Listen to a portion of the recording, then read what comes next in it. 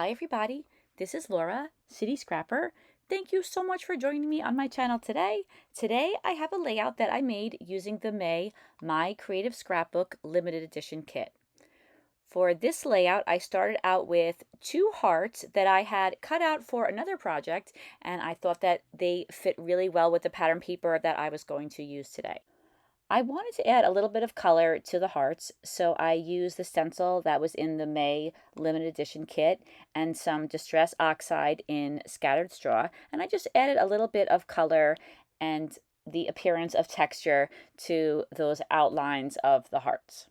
I also have solid hearts, and now I'm going to very loosely attach the outline of the heart to the solid heart for both the larger and the smaller shapes.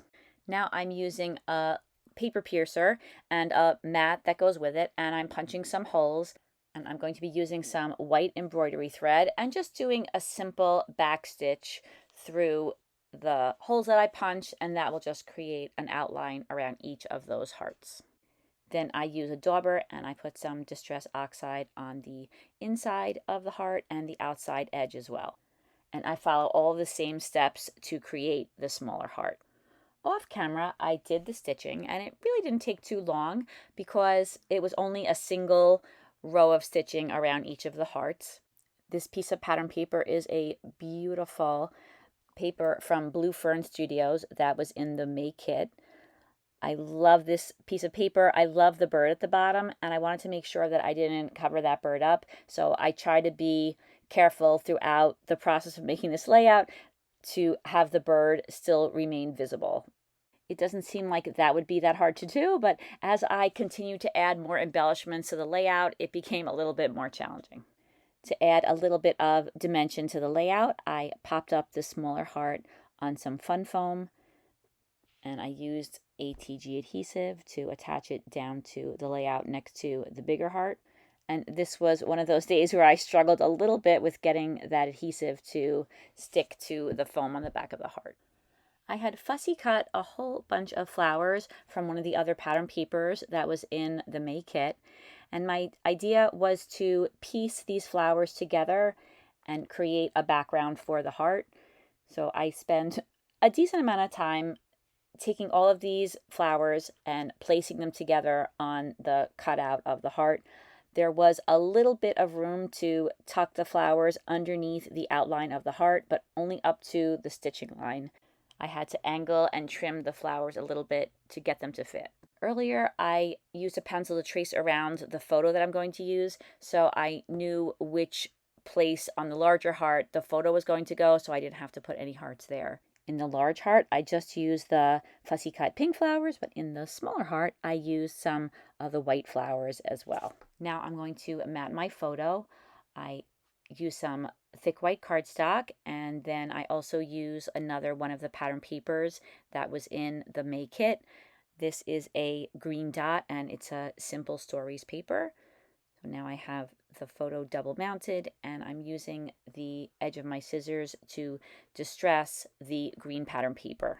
Then I used a little bit more fun foam, and I popped up my photo to give it just a little bit of dimension. Then I attached the photo down to the layout. Now I'm starting to think about embellishments. I wanted to add a butterfly on top of the photo. I had to add a little bit of fun foam to the top of the butterfly though, because the bottom half is being elevated slightly by the photo, so that would make it level. And then in the kit there was this great set of foam embellishments, so I used one of them for the title that says Good Times. Now, of course, it would have been easier if I decided to add some stencil work to the background before I put the hearts on the background, but I decided that I was going to take some heavy gesso and then the stencil from the May kit and a sponge, and I was going to add just a little hint of those floral images to the background paper. And I don't think that adding the gesso through the stencil makes a dramatic difference in the appearance of the layout, but I do like to add this little hint of florals, and then I think that this adds a very subtle bit of interest to the background. And even though this layout turned out to be quite busy, I wasn't planning on adding so many embellishments at this point in creating the layout, but I still think that this kind of touch is very neutral. I wanted to get the images of the flowers really close to the hearts, so for both of the hearts, I peeled them up a little bit and then I put the stencil behind them, and then I did the dabbing of the gesso through the stencil. And I continued around the layout until I was happy with the amount of stenciling there was. I was trying to be careful not to cover up any of the images that are on the background paper. I really like those, and I just wanted this to be part of the pink background. This photo was taken of both my daughters quite a few years now, about 7 years ago. We went to a Japanese supermarket called Mitsuwa. That's probably about half an hour away from our house. And I remember my husband and I went there many, many years ago, long before my children were born. And I remember that they had more of like a wide open look to it. I remember I used to buy blue and white plates. I love blue and white, and I have a lot of blue and white in my kitchen and dining room. And then when we took my children there many, many years later, it was much more polished, and they had individual stores, and it was very, very different. But we still enjoyed going to the supermarket. We bought a few ingredients for a couple of dishes that we make that are not so easy to find near where we live. And then we ate lunch there, and then we took a walk out by the river.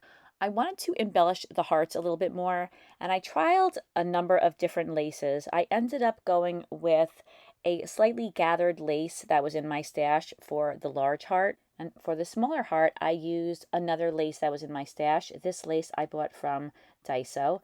I really like this lace a lot. It's very delicate.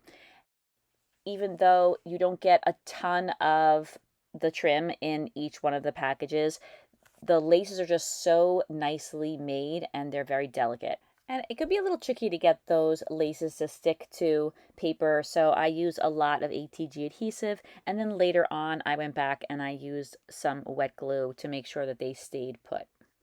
So now I'm going to work on the florals. I am using some heavy gel medium that's with a matte finish and some diamond dust, and I'm using an old paintbrush, and I'm just dabbing a little bit of the gel medium on the edges of the petals, and then a tiny bit in the centers of the petals too, and then dipping them in diamond dust and then letting them dry. And then you don't see the gel medium anymore, you just see all the sparkle from the diamond dust. In addition to adding the diamond dust to the large flowers, I also added it to some of the leaves and the buds that were in the kit this month. Now I'm placing all of those embellishments on the layout. I'm going to include a photo at the end of the layout right before I started voicing over this video. And what I did was I removed one of the white flowers from underneath the small heart.